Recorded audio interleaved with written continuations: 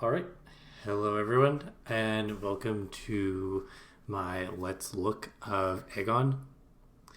This game is currently in a Kickstarter, and I'm a backer for it. And I was interested in taking a look at the preview. So we're going to take a look and see what's going on in here.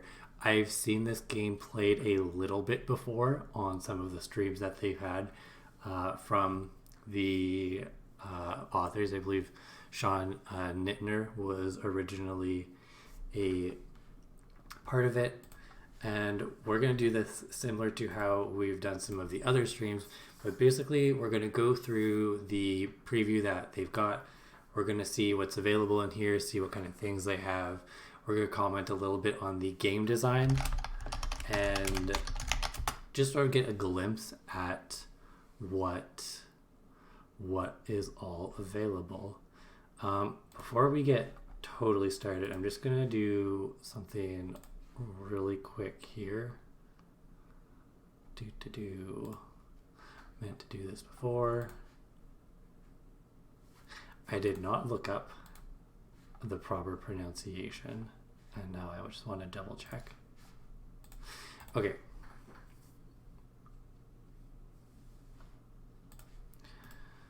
So,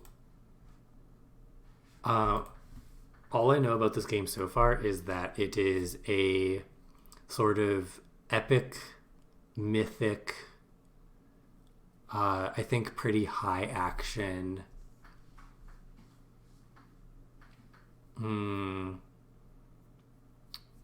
Yeah, epic, mythic, and high action, I think, is the best things I can describe with it so far. That's about all I know of it. I know it uses in addition to that, actually, I know that it uses sort of this concept of islands, and that's sort of how you progress as you go through different islands in the game. So we'll take a look at those and find out what those are. But without further ado, I think we should just hop in. First thing about this, I really love the cover art. It gives me super Greek mythic vibes. It makes me think of Hercules, the Disney movie. And overall, I really like the aesthetic. I also like that it's very clean and simple as far as design. That's very nice. So pretty standard start. They've got the credits and stuff. They've got the acknowledgement here and the table of contents.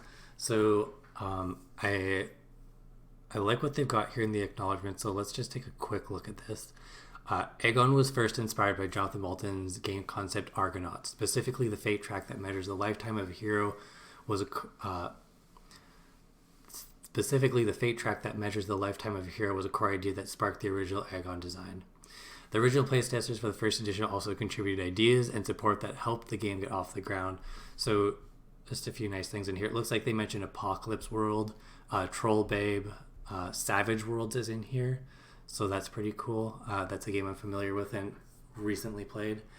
They also have some nice things. The Pathos mechanic was initially inspired by the exhaustion system in Don't Rest Your Head by Fred Hicks. Okay, cool. So really nice to sort of talk about some of the inspirations. And then the things that we're going to be looking at, they've got the thesis, the origin, the trials, the respite, legend, grace, guidance, islands. There's the islands that I've heard of, and the compendium. So I know that this is just a preview, so it doesn't have everything available in it, but we are going to go through and see what it does have and take a nice look and see what's here. Cool. So the thesis. This is the heroes of legend, the game, the players, the cycles will play, the dice, the touchstones. Nice. I have really high standards for Evil Hat games because they have always impressed me before. I'm just going to take a quick look at what's on their roster as far as games that they already have. So they have Fate. They have Blades in the Dark. I'm just jumping over to their store. They have the whole Forged in the Dark series. They have Scum and Villainy. They did Monster of the Week. Band of Blades came out recently. So a bunch of games that I personally hold in pretty high regard. So going into this, I've got really high standards. I'm almost like completely confident that they're gonna just like crush it from what I've seen. And again, this is just a preview, so even then I'm still going in with pretty high standards. Again, I really like the artwork here. really captures that Greek vibe. Has the very classic Minotaur there. So that's great. Opening up, what do we have?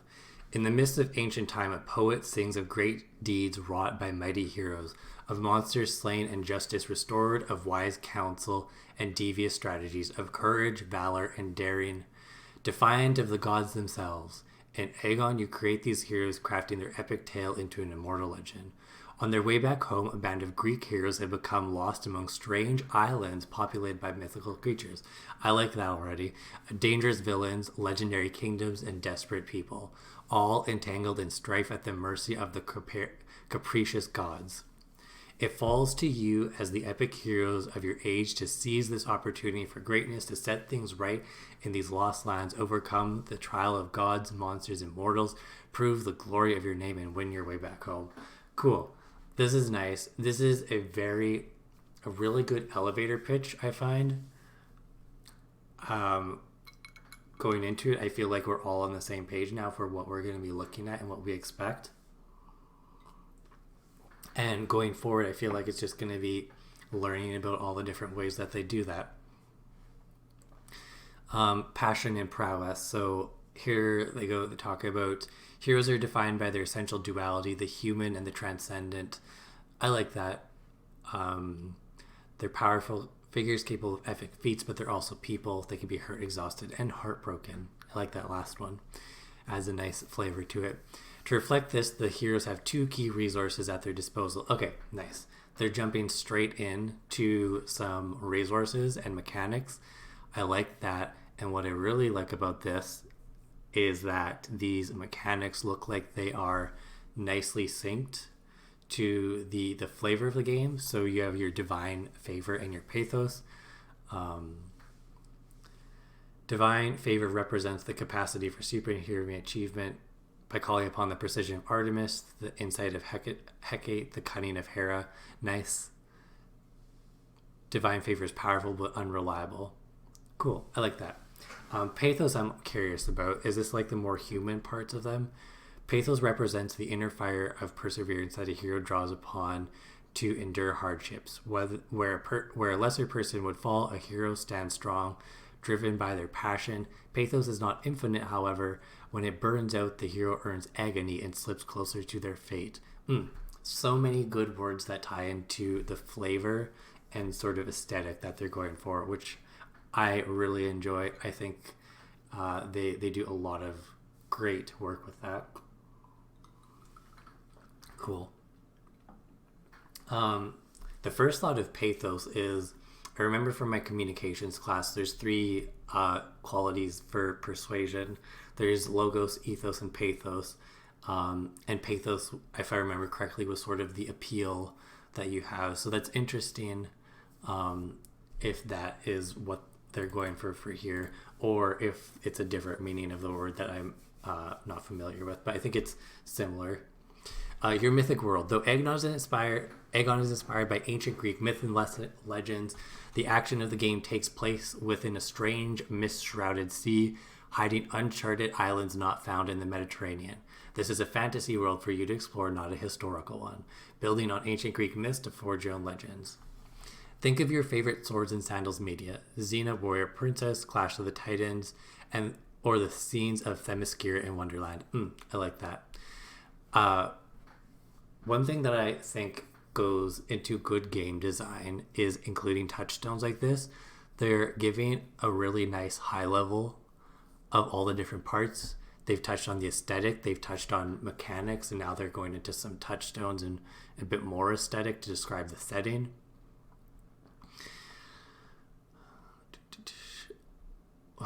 Ooh, I like this part right here.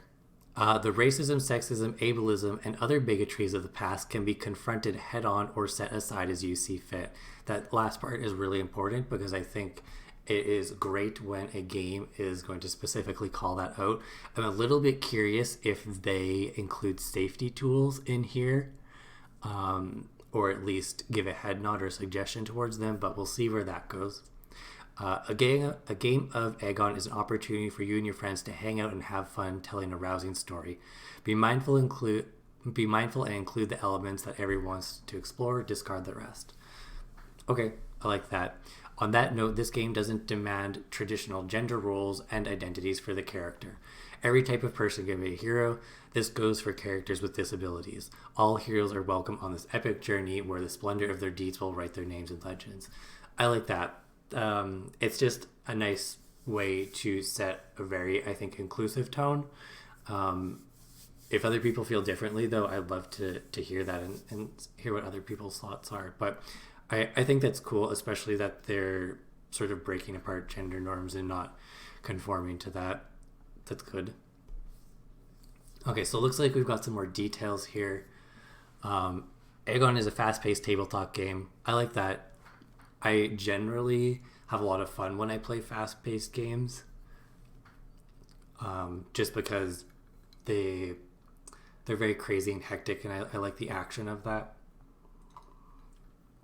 Simple characters and mechanics. Characters in this game are simple with only a few traits, so they're quick and easy to create. Again, I like that. I like where this is going. It's brief, location-based adventures. So this is interesting. This is sort of the one thing that has stood out to me the most so far, is that it's based off of these islands that you go to. Each session of the game covers an adventure in a dangerous place. So it's sort of episodic in that sense.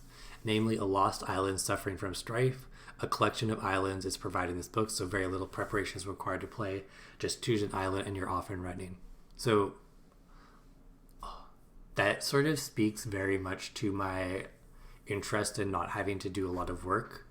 If I'm the GM or setting up sessions, an adventure can be completed in a single session of 2 to 3 hours. Nice. Some really good expectations that sets out at the beginning. Each scene in the game revolves around a trial, a conflict between the heroes and their opponents. To resolve a conflict, everyone rolls dice together in a single contest. The results of the contest determine all the outcomes at once. Very curious what this means and where this is going to go. Which side gets their way, who is the best, and who suffers. The result of the contest is final. The situation is resolved and a new circumstance arises, leading to a new trial and contest to overcome it. In Agon, you don't linger over things. You face the challenge and then move on, win or lose. Using one roll resolution gets everyone involved in the action together and keeps the pace of the game very high. As soon as trouble arises, it's met head-on by the group. They either defeat it or succumb to it, with either outcome immediately leading into a new scene of adventure. So I'm going into a bit more detail on this, partially because I'm totally unfamiliar with a lot of what's going on in the game here. But with that in mind, I think we'll keep doing that.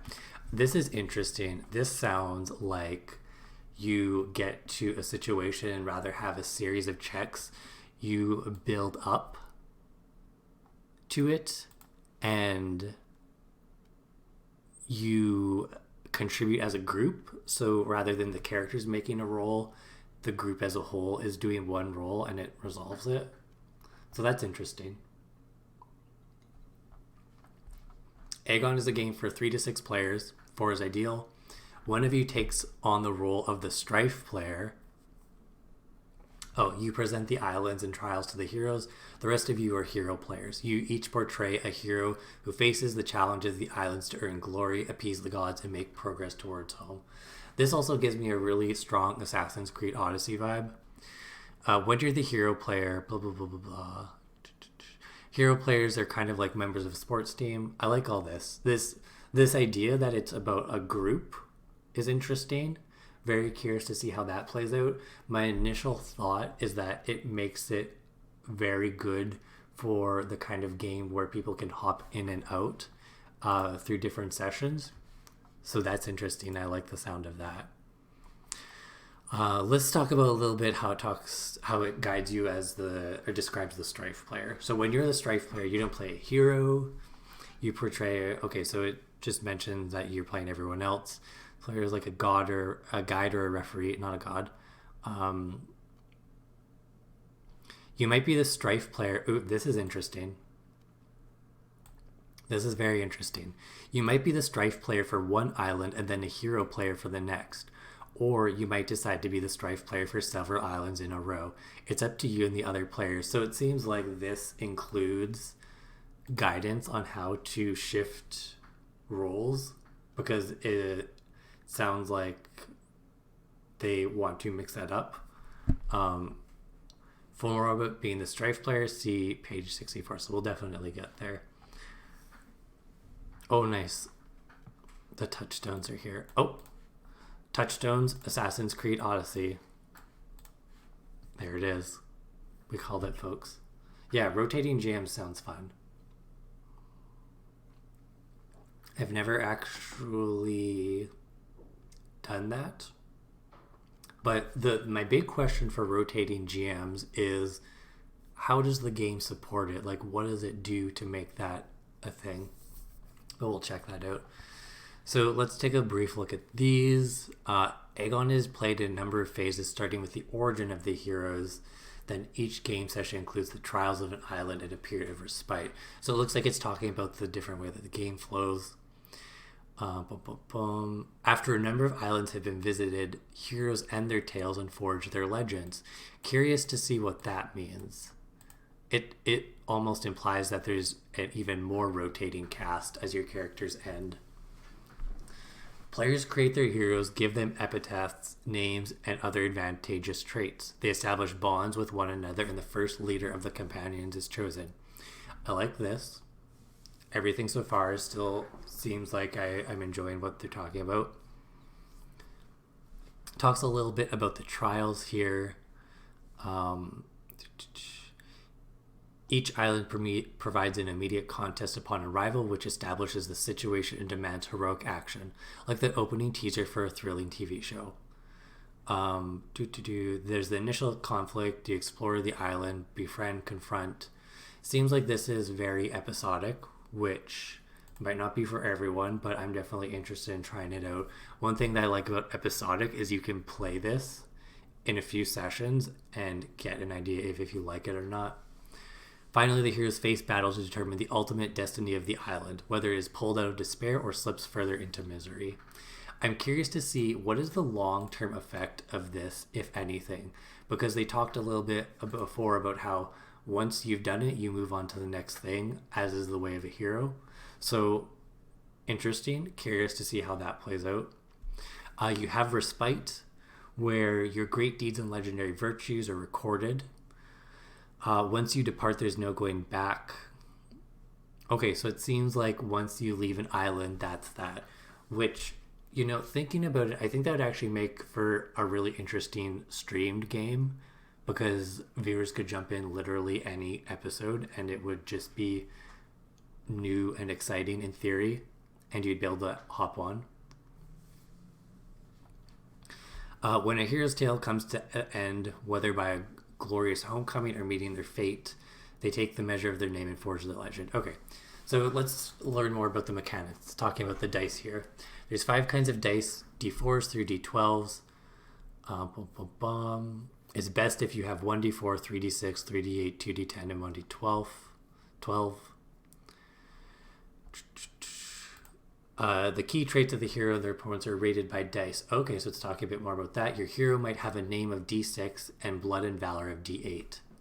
Your opponent might have arts and oration rated at 2d6. The bigger the die size, the more powerful the trait. And then it has a bunch of touchstones that you can check out to learn more and get more into the aesthetic. Interesting. The Fast and the Furious is here. That is curious. It seems to me like Fast and Furious is here because that has a very episodic movie nature, I'm guessing. It's also very fast-paced. Yeah, but that's cool. Ooh, hero creation. You know what? Let's just reflect. Looking at that chapter, that introduction chapter overall, my first impressions, I feel pretty interested. I also like a lot of what they did. One thing I would have liked is a nod to safety tools and how to include them, because I think that's something that should be in modern games, and I consider this to be a part of that modern age. But let's go on. So it looks like they talk about to create a hero, you're going to choose your epitaph name, determine your lineage. So let's look at a few of the parts here. It does suggest that we have a copy of the hero sheet while I read this section. So I'm going to go see if I can get that. I didn't have that ready, but yep, awesome. They do have one available.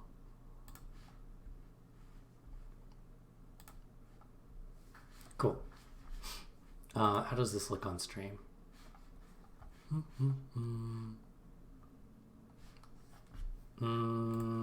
Let's fix this up just a little bit.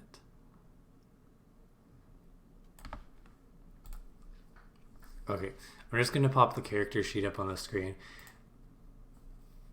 We probably won't hop to this too much because I don't want to do a bunch of Streamlabs stuff to make it work, but oh wow, this is actually oh my goodness, that looks like there's a lot of cool stuff in here. Let's save this until the end because I'm seeing a lot of things that I want to check out. I really like this. Let's take a quick look at this section. Names, they've got a whole bunch of names. Ooh, they have a nice 7-step thing on how to do this. They have some epithets. I don't think I'm pronouncing that right, but we'll figure that out. Interesting. Hair, form, eyes, demeanor, animal aspects. I like that. The top here. Ooh, favored weapon, trident. Okay. Zephyrus. I think that sounds familiar. All right. Cool. They've got a lot of interesting stuff in there. I'm going to definitely revisit that if we have time. We'll see how long we go. I was thinking of going about an hour longer, but I'm also really enjoying digging into this content, so we'll see. Creating a hero. So you choose you know what? This is what Google is for. Epithet.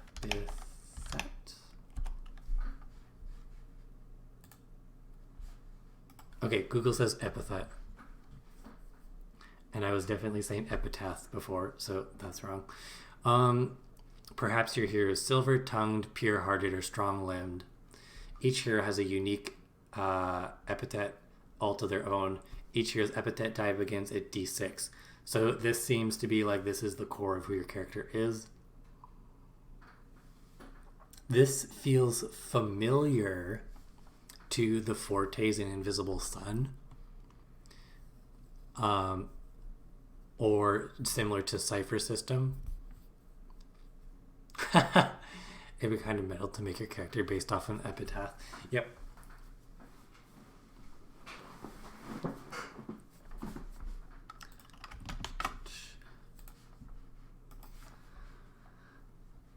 All right, so next up, so you can choose a bunch of cool stuff there.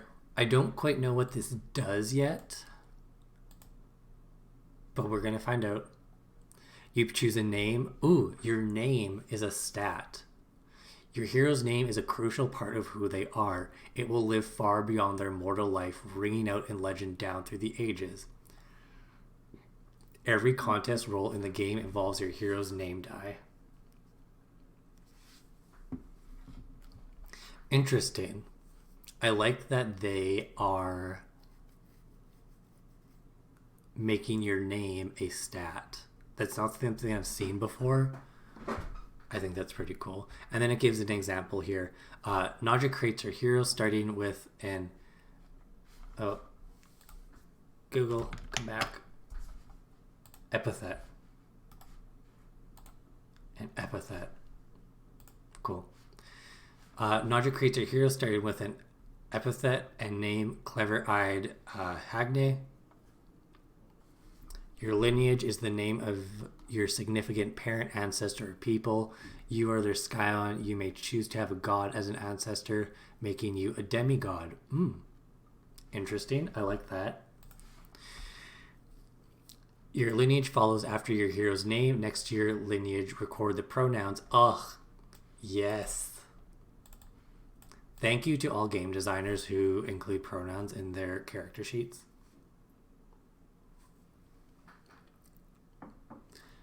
Next, choose a favored domain that reflects your hero's lineage. Each contest in the game falls into one of 4 domains. Oh, these are probably what I'm imagining are like the core stats. If I'm making comparisons to other games, your 4 domains you can choose from are arts and oration, blood and valor, craft and reason, or resolve and spirit. So each of them is like very different, but also has a nice flavor. I like the sound of it. Your favorite domain begins at D8, the others begin at D6. We don't know what that means exactly yet, but that's cool. Nadja decides that Hagne is a demigod, grandfather of Athena. She is now clever-eyed Hagne, scion of Athena. Hagne's pronouns are she, her. Since Hagne is descended from the goddess of wisdom, she chooses craft and reason as her favorite domain. I really would like to point out how well I feel like they've included their mechanics into the setting and the aesthetic. Sometimes in games I've seen mechanics and aesthetic sort of as 2 separate layers that try to get put onto each other. This feels like one nice cohesive unit, which I'm really enjoying. Actually, I want to see on the character sheet. Maybe I missed this. Oh, this is super cool. So they even had a spot on your character sheet for your pronouns just on the left here. So I like that. That makes me feel good. Honored God and divine favor. Next, you'll choose the primary god from which your hero draws divine favor. This may change during play, but for now, decide which god your hero is devoted to. Now, I don't know the gods very well, the Greek gods very well, so I'm hoping it has a suggestion or like a list. Nadja chooses Artemis as her hero's honored god. Cool, I like that. Your hero begins with 2 marks of divine favor. You may also distribute 3 more marks among other gods. Okay, just more character setup stuff. Okay, so it looks like you put a slash through. Where does this go through? Okay, so it looks like there are the gods listed on the character sheet here, just in this middle section. So we have Zeus, Hermes, Hecate, Aphrodite, Ares, Apollo, Demeter, Poseidon, Artemis, Hera, Hephaestus, and Athena. Cool. Okay. The thing that I'm interested about this and wondering as we go down is, are these gods sort of similar to skills in like D&D or something? Like do your abilities change throughout the game? I guess we'll find out as we go. Oh, if you want your hero to honor a god that isn't listed among the 12 in the Pantheon, you may choose a different one. Work with the other players to create a strength that reflects the god's nature and write it in the space on your hero sheet. Cool. Ooh, I like this graphic. Just sort of gives a nice look at the different gods without having to look at the character sheet. Interesting. I like what they've included here. Oh, nice. And they have a sample sheet. Awesome.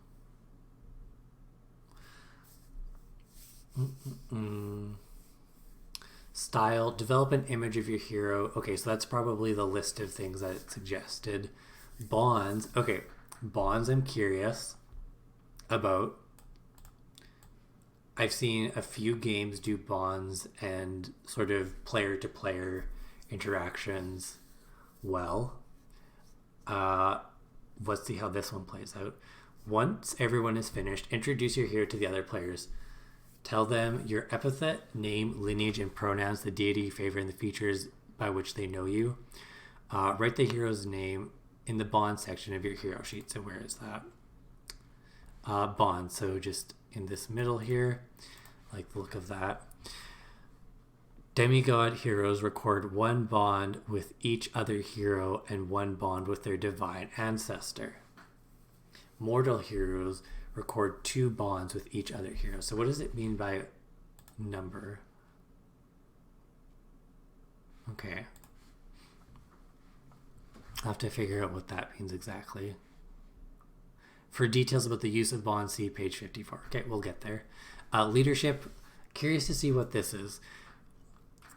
Finally, determine the first leader of the heroes. This is done with a contest, pitting the heroes against a crisis created by the Strife player during the voyage to the first island. The sailors and the ship are in danger. The heroes must rally together to overcome the problem. The hero who is best earns the right to name the leader for the next island. The leader is responsible for interpreting the will of the gods as well as having the final say over how the band of heroes will face the trials. I've got some thoughts on this that are coming to me as I read this. This seems like an interesting mechanic to essentially share the space at the table. I'm curious to see how it plays out, especially among good groups versus groups that are maybe struggling a bit more with their dynamic. But I feel like this enables a nice sense of spotlight sharing. As probably I would consider myself a more quiet or introverted person, I personally would enjoy this just because I get to, I know exactly when it's my time to be in the spotlight. Okay, that is character creation. That seems quick. I'm curious to see how things do character advancement and how all these things work together. What I would like to see going forward is these different pieces interact with each other and feed into each other, and there's a very nice ebb and flow. But we have to keep going to find that out. So here's the trials. Okay, here is contest. This seems like this is one of the core parts of the game. The action of the game always drive towards conflict, since each island is plagued with strife. Okay, so a contest has 4 steps. Oppose your foe, speak your name, test your fortune, recite your deeds. I like that it's 4 steps laid out. I'm curious to see what each of those steps is and how they work, but we can find that out now. So when the heroes are tested against a worthy opponent, a contest is triggered. The contest might be initiated by the action of the heroes or the efforts of the foe. Either way, it must result the contest resolves which side is victorious. Usually the heroes act together in a single team, but sometimes they might split up into pairs, or a hero might face an opponent alone. The procedure is the same regardless. So it looks like this really promotes group play. I can't imagine this being a game about player-to-player conflict or subterfuge like that.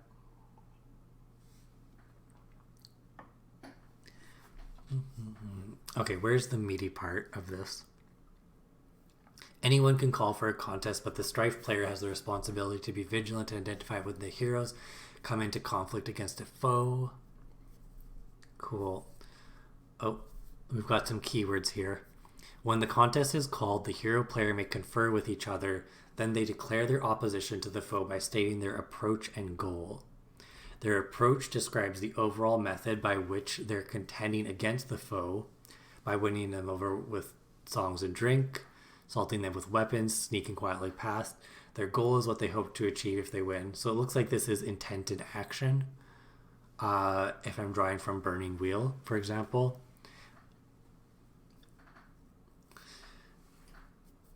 I like that they call it approach and goal. Again, it's just a more nuance to the aesthetic of how they are trying to frame this game, which is cool.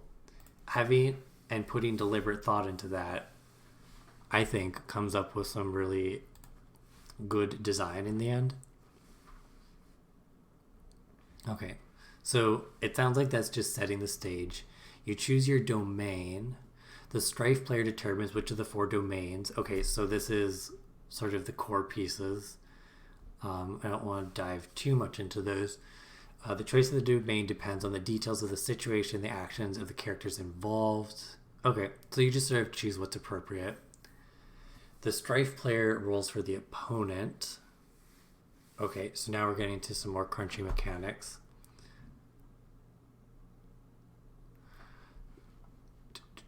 The strife player rolls before any actions are narrated. The heroes have faced off against the opponent and stay at their approaching goal, but are paused in that moment before the contest is joined.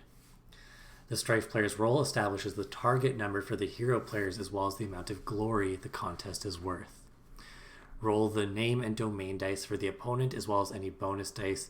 Keep the single highest die and add the current strife level. Strife level starts at +5 but may be reduced to 4 or 6 due to the occurrences on that island. Okay. I still have to understand this mechanic a bit better, but it's got an example here. The strife player rolls 1d10, 2d8 for the Serpent of Nemos and gets 5, 5, and 6. Adding the strife level to their single highest die gives a target number of 11. Okay.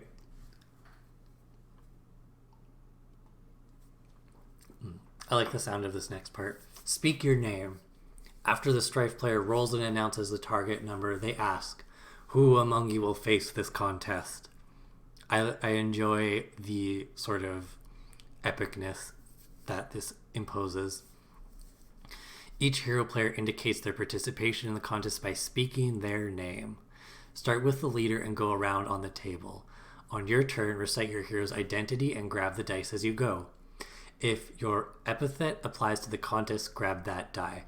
Then add your name die and the domain die for the contest when you say your name and lineage. You may mark Pathos to roll an additional domain die. You may invoke Divine Favor by calling on the strength of a god, and if you do, you add 1d4 to your pool and spend a Divine Favor. Oh, here's the bonds. Very curious about this. If you spend a bond, ask the player to give you a copy of their name die to include in your pool. They still get to include theirs. And here's an example.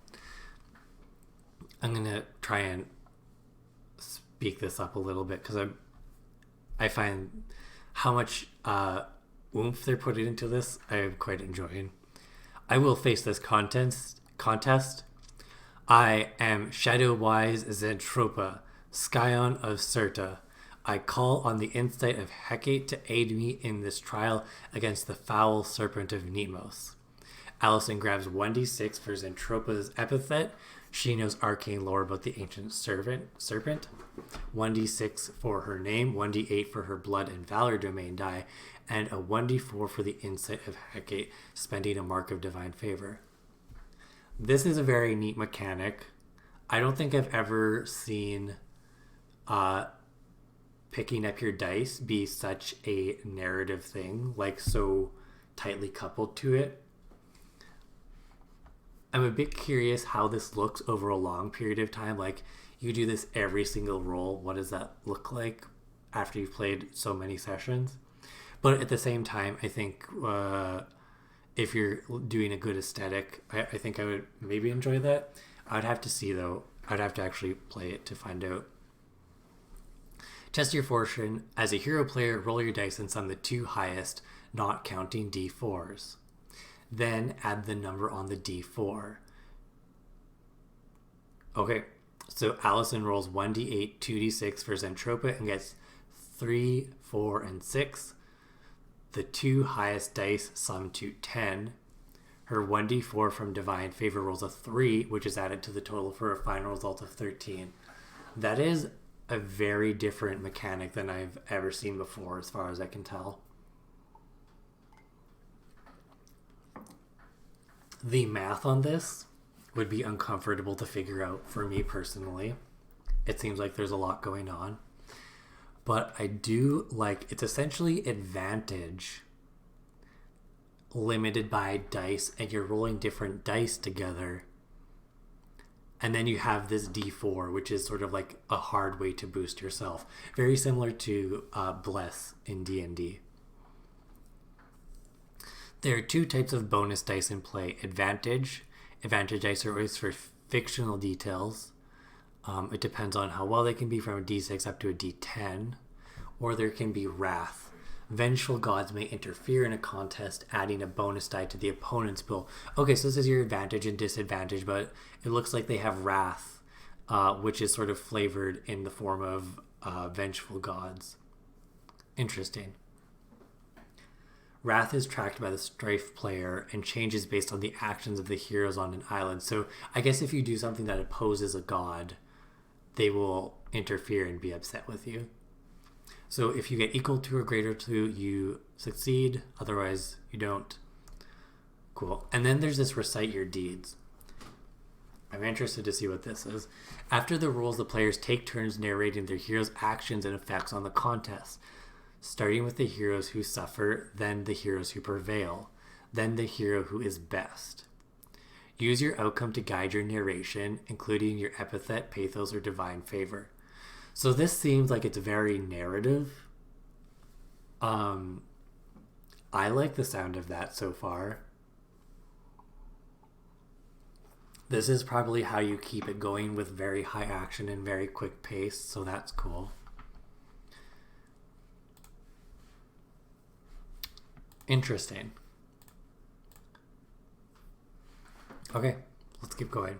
Rewards. Okay, this is something I'm curious about. Something that I like to see in games is good and interesting character advancement, which usually comes through rewards.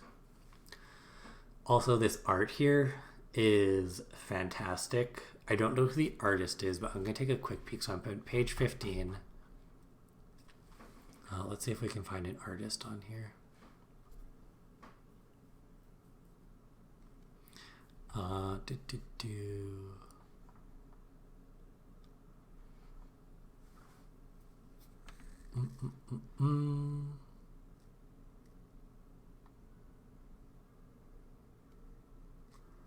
Okay, I'll maybe take a look at that again. It doesn't look like they have an artist credit, but I'm very curious to see who the artist is. A contest always rewards glory for its heroes. The hero with the highest result is best and earns glory equal to the target number. The other heroes who prevail each earn glory half to that amount. Each hero suffers... Oh, I think this might be a typo. Each hero suffers, earns 1 glory, and may take 1 harm. I think that's supposed to say each hero who loses. Oh, hey, John Harper. Welcome. I did not realize, but that is super cool. Anyways, the hero player compares the rolls to a target of 11. Nadja has 10, so Hagne suffers. She leaps bravely to protect the victim, but is smashed aside by the serpent's bulk. She earns 1 glory. Okay. So essentially, if you participate, you're going to earn glory. Karen has a 12. Marika prevails and she stops the cultist chanting. The serpent is suddenly snapped out of his trance. She earns 6 glory. Alice has a 13, so Zentrapa is best. It looks like she earns 11 glory. So that's cool. Harm.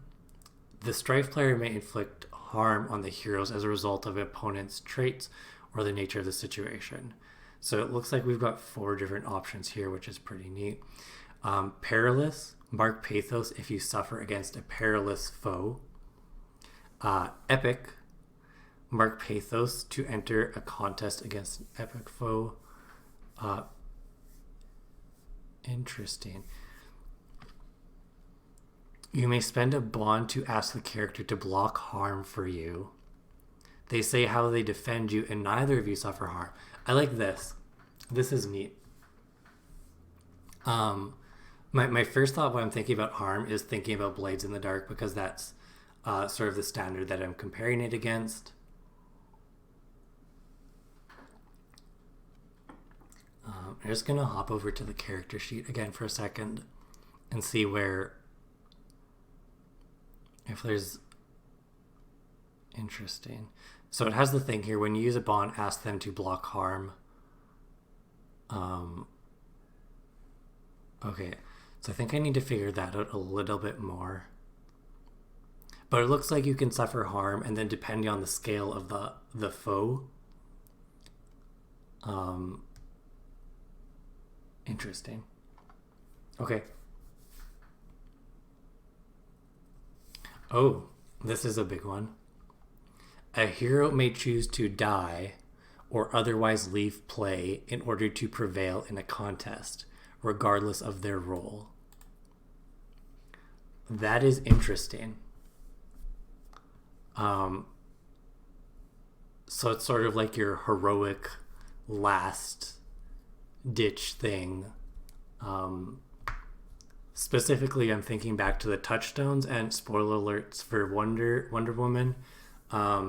There's the scene where Wonder Woman and I can't remember the character's name. Chris Pine is the actor. Sort of has his heroic last ditch effort. So that reminds me a little bit of that. And then a contest cannot be attempted again unless the situation changes in significant ways. I like that. This reminds me a lot of the Let It Go in Burning Wheel. It feels familiar to that. And I think this is important and good to include. Just because it's sort of like the lock picking problem. Oh, you pick the lock, you fail, you try again. This sort of addresses that, which is nice. And then there's more to it. Okay, let's see what's in here. So they have the battle, which has, it looks like 3 parts: engagement, a threat, and then, ooh, got some nice art, and a finale. So let's look at this a bit. So by winning a contest, the heroes overcome an obstacle to achieve an immediate goal.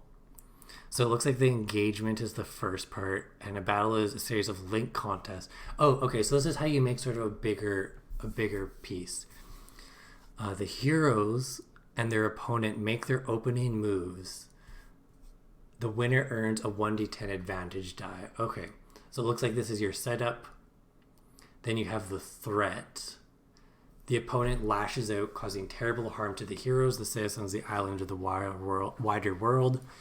In this phase, each hero chooses to either clash with their opponent or defend against the threat. Interesting. The winner of the clash controls the stakes of the finale and the ultimate fate. So it looks like you have your setup, you have the actual main part, and then the finale. So let's see what these are about.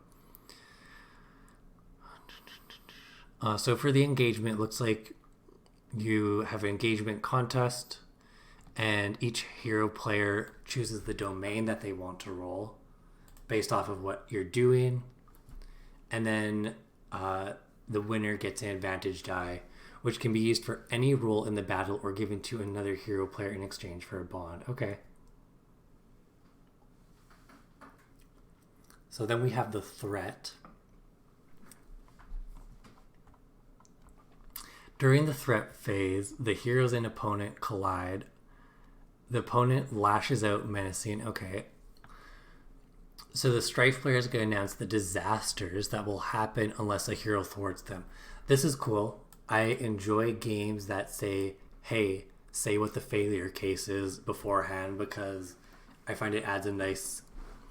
it makes the stakes more transparent, and I feel like it also gets the players involved a bit more.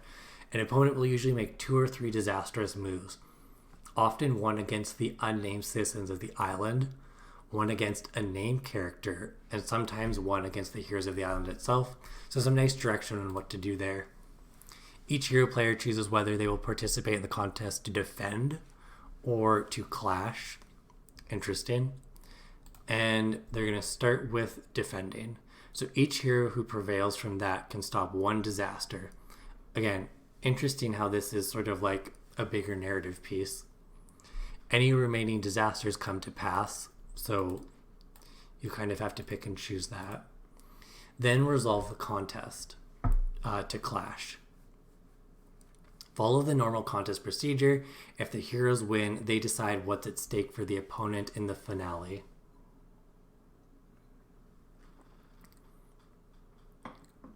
In addition, the winner of the clash determines the domain of the finale contest.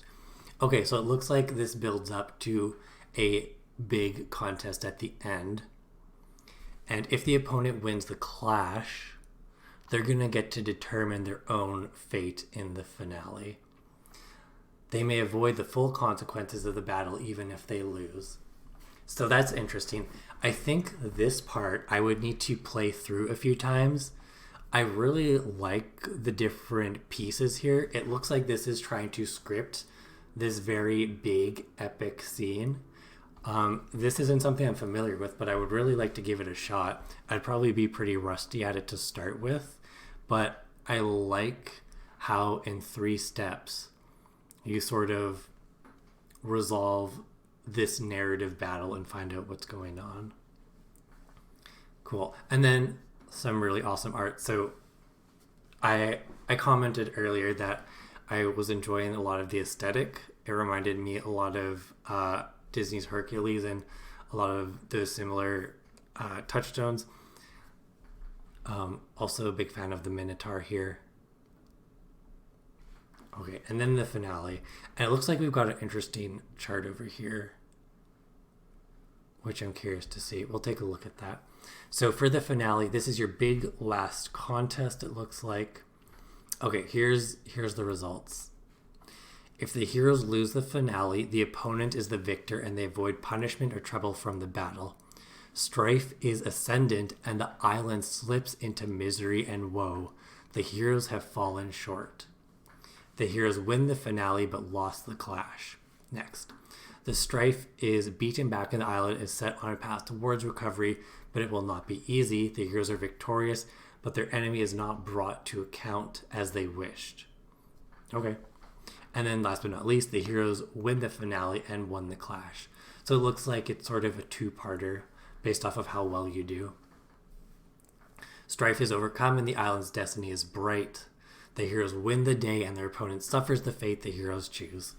So that's cool. Especially, I enjoy that this last one is about the heroes choosing what happens to the opponent, because it comes up so often in games. I find that you need to understand where narrative control is, and this is cool because it gives narrative control over what happens completely to the players to say, this is the result of this victory, and I think that's neat.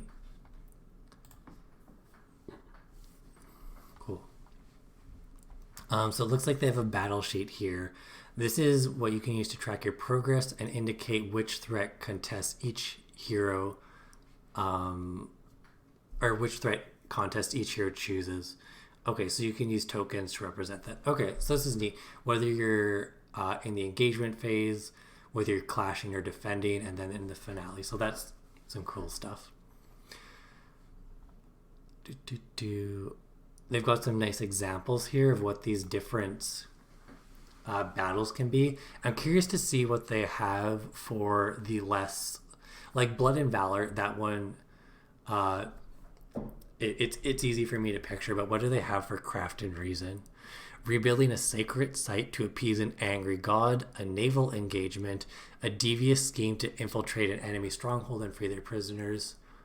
Arts and Oration has a dance competition, music performance, poetry, court trial, rhetorical debate. This is cool. I like the examples that they give.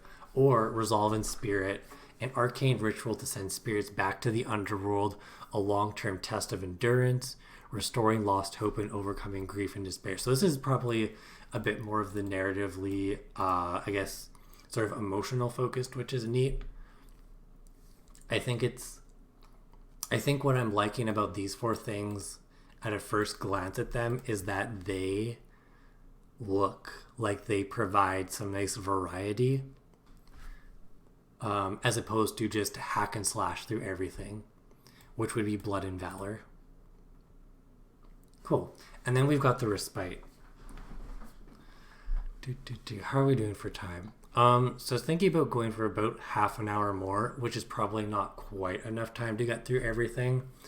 but I'm really enjoying this, so maybe we'll get where we can and then call it from there.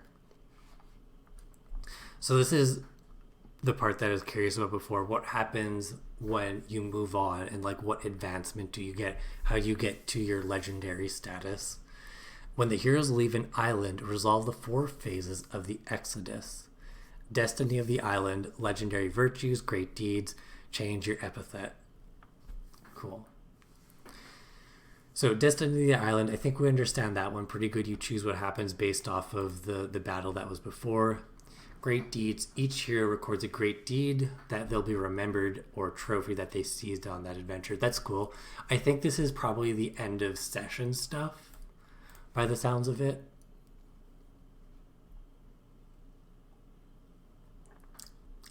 Great deeds and trophies can be used as an advantage die later on if they apply to a contest.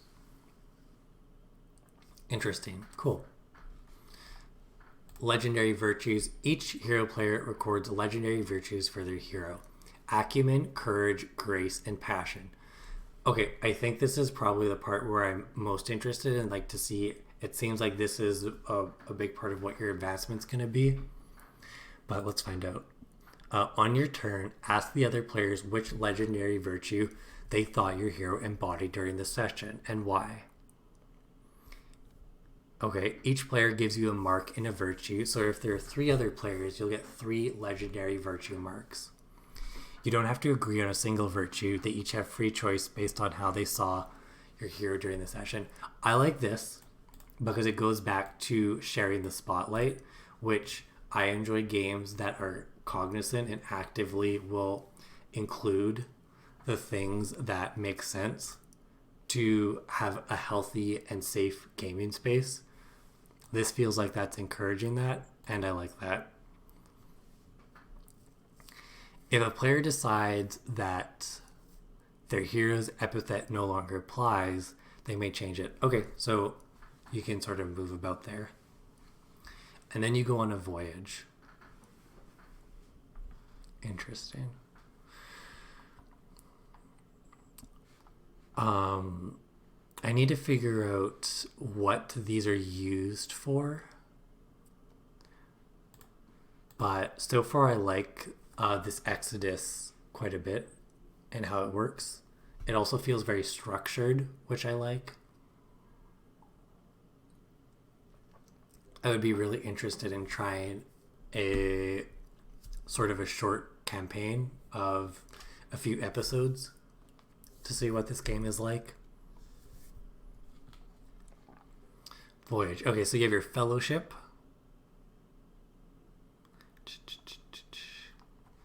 The heroes relax and enjoy. So you ask each other questions. That player answers, then both heroes take a bond. Okay, so it's sort of like bonding.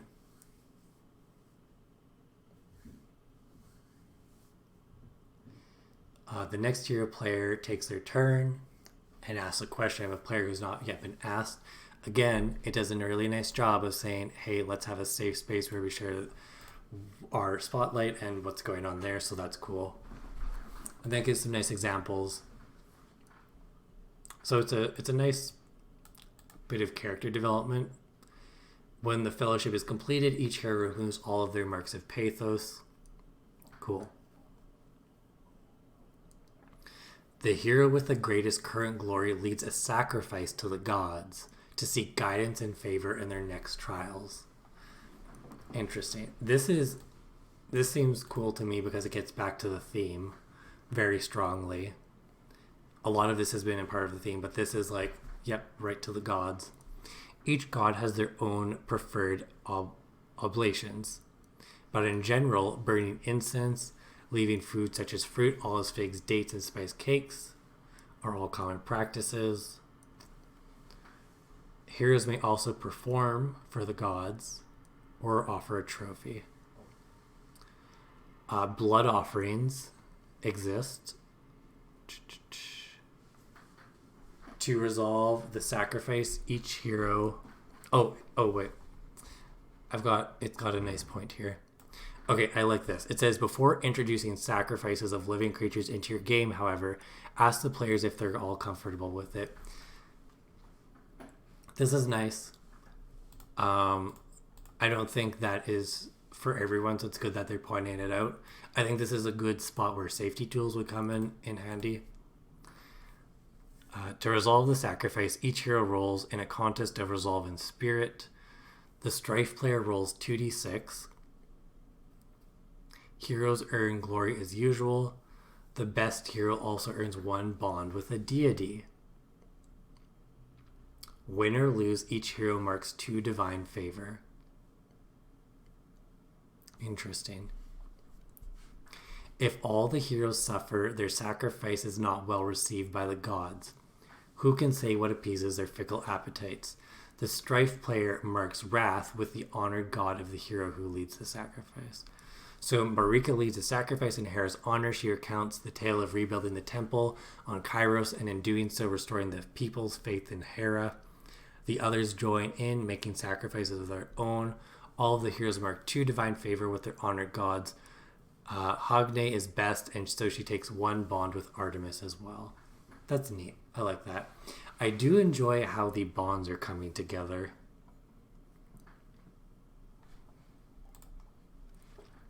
Just looking at the character sheet, it looks like you can just sort of include however many. Awesome. All right, so let's keep going. We've got leadership. So it looks like this is where you pass on leadership. During the voyage, the strife player rolls 2d6. The best hero chooses which among them will be the band leader for the next island.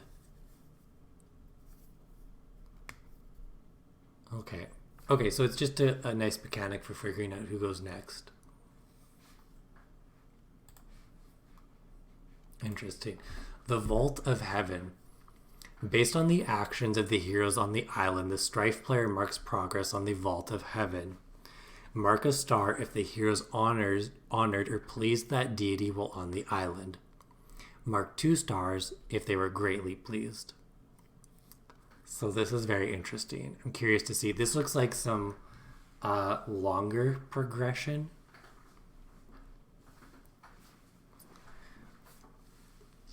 Mark wrath if the heroes dishonored or displeased that deity while on the island. For each star marked, each hero receives a divine favor with that deity. If the constellation is already filled, you can get 1 divine favor with that deity anyways. Okay. And for every 3 stars marked, each hero's earn in advance. Okay, this is the crunch that I was curious to see. This reminds me a bit of Skyrim. Just in that you plot out these stars. Very different, but the aesthetic is kind of similar. It's very neat that each of them is linked again to the gods. I like that. When a constellation is completely filled, each hero records a bond with the deity. Okay, and then you have your homecoming. What is this?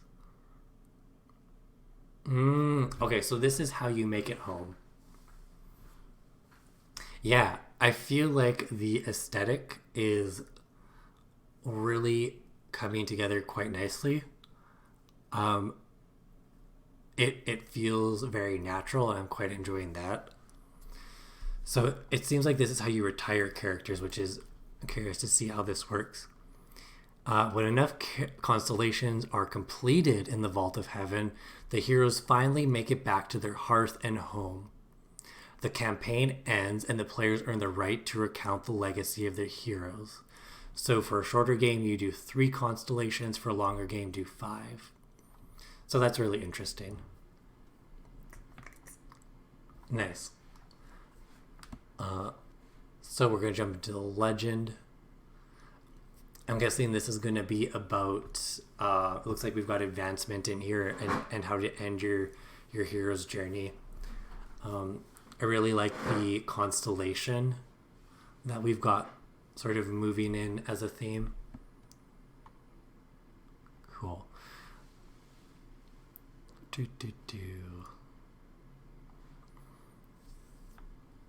So we've got glory here, which we talked about earlier.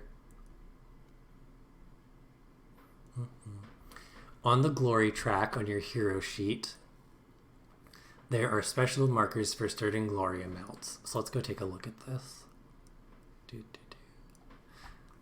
Oh yeah, yep, on the top right here. Nice. When you hit a marker, you advance your name die to the indicated level, then reset your glory back to 0.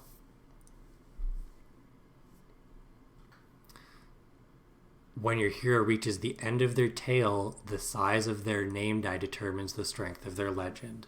So it looks like that's in a few pages that we'll see. That's neat. It's sort of how epic you were at the end of throughout your tale, I guess. And it's sort of how you advance. I will say I really enjoy how it's not called experience points or XP. It feels much more natural this way. I'm enjoying that.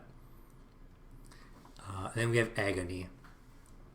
When a hero marks their last box of pathos, so how many pathos do we have? 1, 2, 3, 4, 5. We've got 5 here. They enter agony. They can no longer press on against hardship without serious cost. When you enter agony, mark fate. Each mark is permanent and brings your hero closer to their end. And how much fate do we have? 1, 2, 3, 4, 5, 6, 7, 8, 9, 10, 11, 12. Okay, so it seems like you've got quite a bit. I don't know what those dots are for yet, but let's keep reading. Oh boy. When you would suffer pathos while in agony, mark fate instead. So if you get really banged up, you could go through this fate track quite quickly. You cannot recover from agony while you're on an island. That makes sense. That's sort of your episodic piece that you're looking at. Yeah, so we already saw that's how you recover earlier. And then you have fate. Every day, every hero must someday meet their fate. Can be a glorious death in battle, a happy old age surrounded by family. But fate is inexorable and cannot be resisted. Fate only increases. There is no way to reduce your hero's fate rating. Mark a box of fate on your hero sheet when you enter agony. So we saw that. When you suffer pathos while already in agony. And when you're required to spend divine favor but have none. Cool. Oh, here's the extra one. When a hero player marks the dot on the fate track, so there's 3 of them, they can advance. This is interesting. I like this. So as your character moves towards the end of their journey, as that essence of story that they have depletes, they actually advance, which is neat. Cool. And then it looks like we're going to go see how this works later. And then here's the advancement part. As heroes get closer to the end of their tales, they also grow in power. Heroes earn advances as their fate increases. Okay. And there are 3 benchmarks on the fate scale that help you advance. Okay. Yeah, we saw those. Every hero also earns 1 advance for every 3 stars filled in the Vault of Heaven. Yep, we saw that. And when you advance, mark 1 of the advancement boxes on your hero sheet. All right, let's see. Oh, nice. Perfect. You can advance a D8 domain to D10, D6 to a D8. You can advance your epithet to D8 or add another one. So that's pretty neat. It talks a little bit about the hero's end here. So this is sort of like the retirement. Interesting. So your legendary title, I'm just looking at the bottom left here to see what happens when you retire. Look to your 2 highest legendary virtues and choose one of them to discover what your hero is called by the people who remember them. this is neat. So the two things that you sort of pick up along the way, you can choose like architect, seer, visionary. Interesting. I like that. And feels like you can create your own. The event seems like the first mechanic that isn't thematic. It is, yeah. I mean, it is like, that's a good point. We've made it this far in, which is kind of, I think, pretty interesting as far as theming goes. And then the dice here, I guess, yeah, we have the dice, so there's that as well. Yeah, that's fair. Cool. Look over your list of greatest deeds and find the one that was the most meaningful to you. If there are a few deeds that stand out, that's okay. You can blend them together in your epilogue. Okay. This feels like a nice way to give your characters conclusions. And then it looks like it goes into your glory and then making a new hero. If your hero's tale ends before the band makes it back home, you can greet a new hero and join in. So it's the same process as before. You can advance your fate track as far as you like and take advances now to represent your previous experience. Okay, so it's just sort of a way to jump back in. Cool. All right. Okay, so I'm curious to see and learn more about these bonds, because I really like player-to-player things that it puts together in a game. I find that a lot of games should do this more. If a game doesn't have this, I find that it can sometimes be tough to naturally get a group to interact with each other for any purpose other than, hey, we're playing together, let's sort of do that. I like systems that support it through bonds, or Urban Shadows has debts, and then there's a whole bunch of other ones. So it looks like we have a few different ways to gain these bonds. Character creation, you can provide support for one another. In battle, during the voyage when you have your fellowship. And it looks like you can spend your bond on 3 things. Your companion describes how they assist you, and you get a copy of their name dice. Spend a bond with the leader of the group to sway them to your idea or plan. That's interesting. You can also block harm like we saw before. And then here's the god bonds.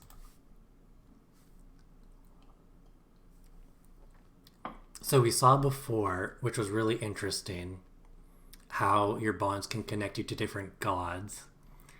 And this, I guess, is going to sort of talk about that. When you call on a bond with a god, it works like a bond with a mortal, except their name die is 1d12. So this is how you get a d12 in the game. Bond with other powerful entities are also possible. So the 4 winds, the Furies, whatever. That's neat. I like that. I was curious when the D12 was going to come in. It looks like it talks about advantages. And then the pathos. Okay, let's go over the pathos because I want to understand this a bit better. As the heroes endure the trials of the island, they're going to get injured, discouraged, exhausted. And this is going to give them pathos. Nope. A normal person would succumb to these hardships, but heroes are fueled by an inner fire that lets them press on, known as pathos. It's a useful resource, but be warned, when you run out of pathos, you enter agony. Oh, it's when you run out. Okay, I misunderstood that earlier. I thought you gained it, and I was a bit confused, but that makes more sense now. You may push yourself in a contest to add an additional domain. I like how it has the Blades in the Dark language there. That feels familiar to me. To add an additional domain die to your pool by marking a pathos circle. You also mark pathos from harm when you suffer in a contest against a perilous opponent, or when you enter a contest against an epic opponent. And then you remove your pathos after your voyage. Or when you get to the fellowship in your voyage, rather. Talks about divine favor. So I think we've seen a lot of this come up before. These rules came up earlier. One thing I do like about this is that this feels like a good way to have all of these mechanics grouped nicely as a reference. So it feels like, I'm just going to track my page. So I was on page 29 or 57 rather. It feels like the first half of the book is a very nice way to read into the game and learn about it. And in these chapters, it goes into a lot more detail. It feels like these would be really good reference chapters as you're playing, which is nice. Cool. So moving on, let's take a look. It looks like this is the Strife players section, or the GM section. We'll definitely hop into this and see. Again, I really like this art. The skeleton, the giant skeleton in the background is wicked. I like the heroes here. Aesthetic, I could gush about it at this point. I'm really enjoying it. As tabletop role-playing games go, Agon is fairly simple and straightforward, but there's some work to do to get up before running. Okay, Matthew, enjoy. I will see if I can... I'll see if I am done around the same time and maybe raid y'all. But thank you for joining. Cool. So before the first session, maybe you plan to gather at someone's house and play at the table, or maybe you'll just meet up online. Oh, I like this. It literally gives you an elevator pitch. In the midst of ancient time, a poet sings of great deeds wrought by mighty heroes, of monsters slain and justice restored, of wise counsel and devious strategies, of courage, valor, and daring, defiant of the gods themselves. In Agon, you create these heroes, crafting their epic tale into an immortal legend. On their way back home from the war, the heroes have become lost among strange islands populated by mythical creatures, dangerous villains, legendary kingdoms, and desperate people, each entangled in strife, at the mercy of the capricious gods. It falls to you, as the epic heroes of your age, seize this opportunity for greatness, to set things right in those lost lands, overcome the trial of the gods, monsters, and mortals, provide the glory of your name, and win your way back home. This is neat. I have never seen a game offer the pitch. I think this is cool because this means I could literally just send this to my friends and say, hey, who's interested in this game? Let's see, and go from there.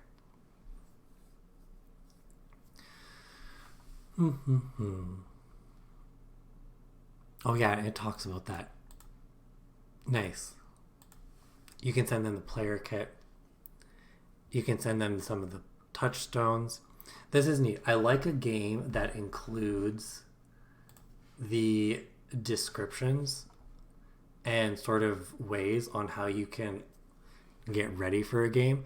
This would be a great resource for someone who is new to tabletop games. And then it talks a bit more about similar stuff like that. How to get your game materials ready. Cool. Okay. So it talks about the first session here. A lot of this stuff for me is pretty straightforward. Let's see what it says for session 2 and beyond and the one-shots. Since the game is episodic, it'll be pretty similar each time after that. I like that.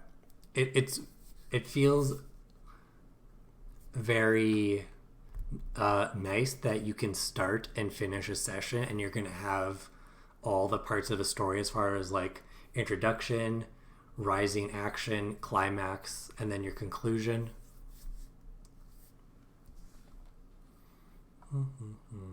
Okay, and then it just sort of shares a little bit about how it goes on from there. Awesome. One shots. It's a pretty simple and quick game. Long-term advancement isn't relevant, so you can focus on the great deeds of heroes. Okay, so it just talks a little bit about that. And we got a placeholder for the art here because this is just a preview. I'm excited to see all the art. And then it talks about the Strife player. So this is probably how you GM and organize a game. Looks like it talks about how to pick an island. I'm enjoying this. I like that they include this here. I probably won't go into detail to it, but let's maybe look at the big steps. Reveal the situation to the hero players. Ask questions and build on the answers to drive the game forward through trials. And judge contests and resolve the outcomes into new situations.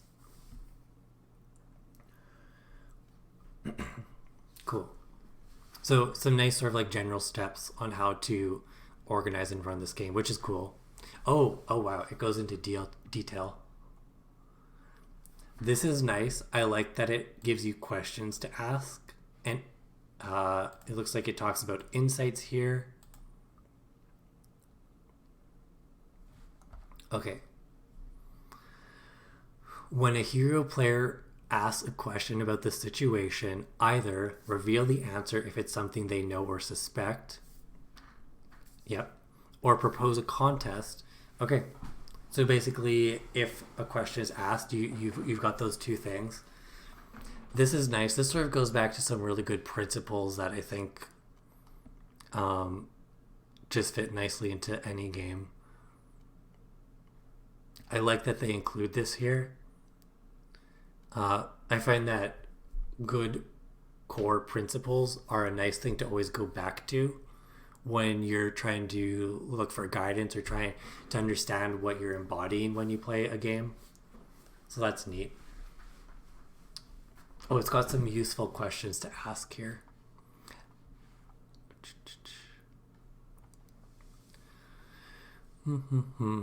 There are many trials to face here. Which will you attempt first? And then show the sheet of island trials. Okay, so I'm curious to see what that looks like if it's in here.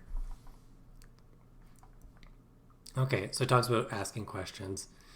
It looks like this talks about how to properly judge and adjudicate stuff as the Strife player.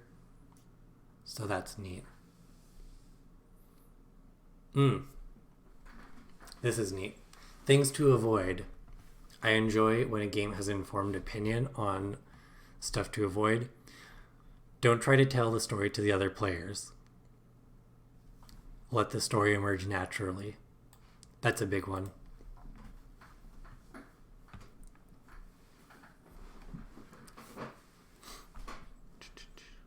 Don't pull your punches. Heroes are defined by adversity. If harpies attack the people of the heroes fail to defend them, then many are slaughtered.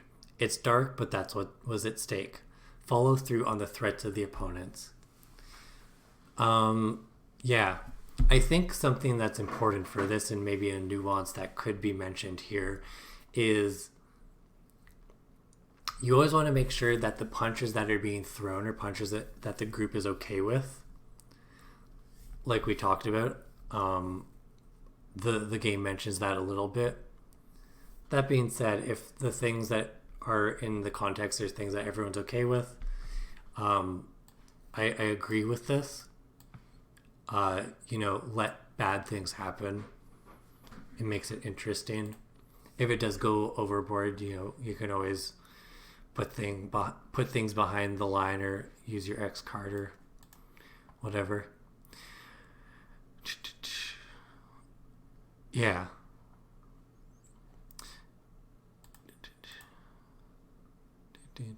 Things to try out. Pacing. I like this. By default, you loop through reveal, ask, judge. I like this. Again, I'm sort of skimming through the GM stuff. Let's read a bit into detail on the Strife level. Every island visited by the heroes is plagued by misery as strife. This is added to the bonus die. The default or is the bonus added to the opponents? It looks like it starts at +5. Okay, so here's how it goes up. When the heroes enter a large scale of conflict, raise the strife level for that contest only. When the heroes fail to stop an opponent that makes a situation on the island worse, raise the strife level. When this happens, leave the strife level at the new higher bonus until the heroes do something to reduce it. This is cool because it includes sort of like a tug of war mechanic. And then it has remove strife or lower strife when heroes remove a source of strife. So that's cool. The strife level never goes below +4 or above +6. Some nice guidelines on how to do that, which is great. Cool. And then, it looks like we're getting to near the end here. Praxis. Validity. When is a given trait valid in the game? Does a hero's epithet apply to the action at hand? Okay, so it has some suggestions on who has final say. If you need explicit permissions, here is a guide to which the player has final say. Strife player has final say regarding the validity of an opponent's special ability. Okay, so it just outlines when it is the hero's job for them to give final say. I like this. It's nice because sometimes, at a table, there is an awkward dynamic between GMs and players. I like that this has a lot of situations where it hands it over to the player. That's more of a personal preference because I enjoy games like that, but I do think it is a good design overall, and I like to see that. And then death and destruction.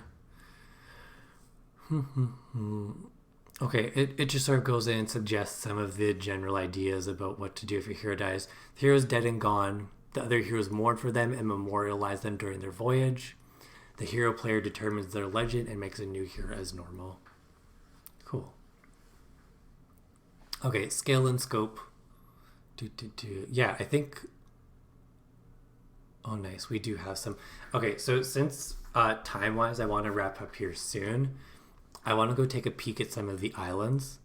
And I will mention, this is in the Kickstarter right now. I will drop a link in the chat. Their stretch goals on Kickstarter are more islands. I'm currently a backer, so I would like to see more islands. I think the next one is from Strauss, who is a cool game designer in the tabletop space, and I would happily plug the Kickstarter and recommend y'all check it out if you're interested. Yeah. Let's see what some of these islands look like. Cool. So it talks about a little bit about how to prepare them. Let's look at this one. So the first thing that catches my eye is I love the graphic. It's super evocative. Let's see what it says here. Kairos is a cold and rocky isle, fabled for its gold mines. Legends say that the island is protected by a ring of everlasting storm clouds, which keep the land's riches safe from marauders. Signs of the gods. Queen of Heaven, Hera, is here. Her sign is her sacred peacock, leading the pious to restore what is lost. Zeus, Lord of the Sky. His sign is ruin, the works of man brought low, pillars of stone dashed into the sea. Hermes, the god of thieves. His sign is a raven atop a bounty of riches, spoils to those who deserve them. When you arrive at the mining settlement on the island, the infamous storm clouds are nowhere to be seen. All is in turmoil.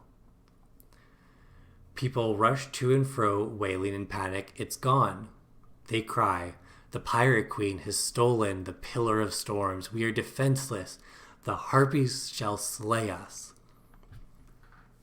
The two leaders of the island recognize you as great heroes and each entreat you to hear their words.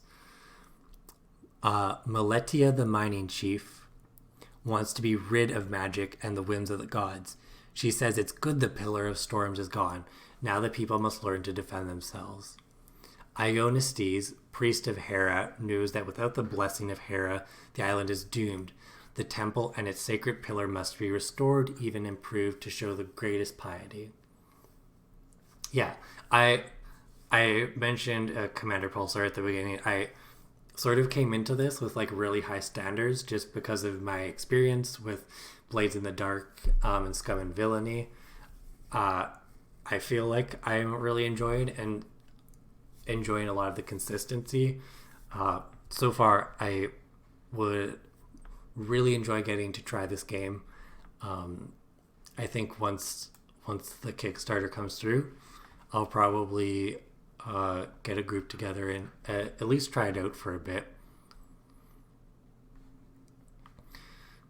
Okay, and then it gives you some ideas for turmoil. Will you command Meletia to use the island's gold to restore the ruined Temple of Hera and receive divine protection? This will be arts and oration versus Meletia. Or will you command Ionistes to cease speaking false premises of divine aid and instead support the construction of practical defenses? Arts and oration versus Ionistes. Oh wow, it even goes in. This is cool. Nice. And then it gives you a cool page here where you can see the trials, the harpies, the truth, the pillar. This is neat. I really enjoy that. I'm just gonna gush again. When I GM, I like to have all my stuff on one page for a session. The fact that I could just print this out, this one page here, and it would have all the stuff I need. I can make some notes on it. I like that a lot.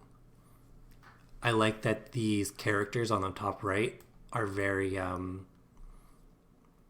like it's very small stat blocks essentially. And then, ooh, this is neat. Special rewards. The Pillar of Storms, an ancient artifact which may be used to control the weather. And then it has some mysteries here. I'm not going to read these in specific detail because I don't want to spoil anything in case anyone wants to keep that spoiler free. But this is really neat.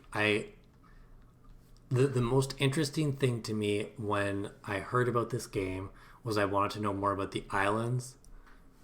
This is super cool. I'm not going to dive into these because, again, I don't want to spoil a whole bunch. The graphics are very evocative. I like that. And then it's going to have a section here on creating an island. Cool. So it looks like there's still some more left. It looks like it's in preview and being worked on.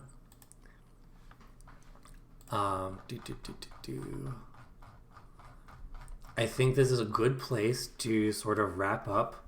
Overall, I think this is really exciting. I really enjoy the consistency that I feel like I've come to expect from games like Blades in the Dark. I think that's great. I'm really excited.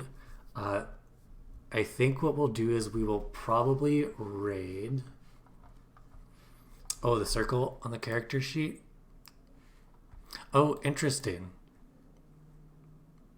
I did not get into that circle.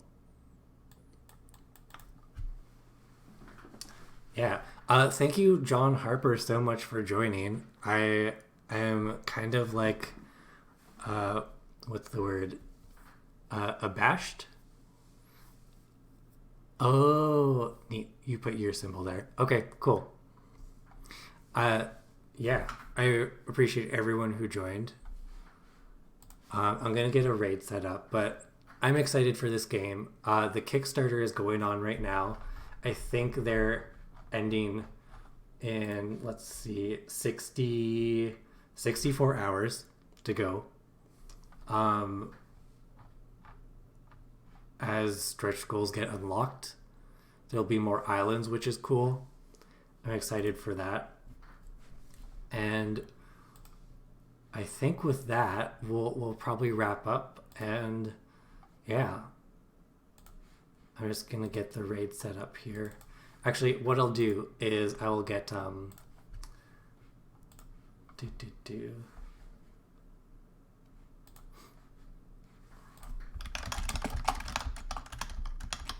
cool.